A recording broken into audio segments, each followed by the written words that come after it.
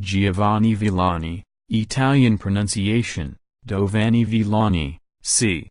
1276 or 1280 to 1348, was an Italian banker, official, diplomat and chronicler from Florence who wrote the Nuova Cronica, New Chronicles, on the history of Florence. He was a leading statesman of Florence but later gained an unsavory reputation and served time in prison as a result of the bankruptcy of a trading and banking company he worked for.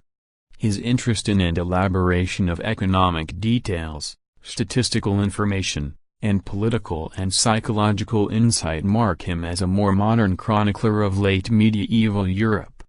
His Chronica is viewed as the first introduction of statistics as a positive element in history.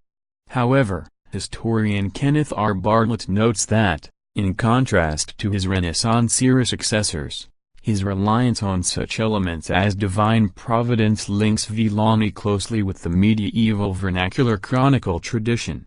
In recurring themes made implicit through significant events described in his Chronica, Villani also emphasized three assumptions about the relationship of sin and morality to historical events, these being that excess brings disaster, that forces of right and wrong are in constant struggle, and that events are directly influenced by the will of God.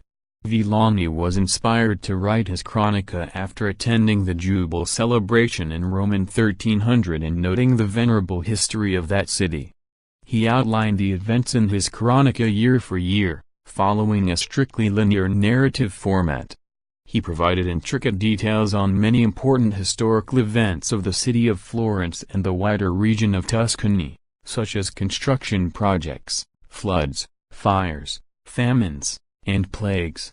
While continuing work on the Chronica and detailing the enormous loss of life during the Black Death in 1348, Villani died of the same illness.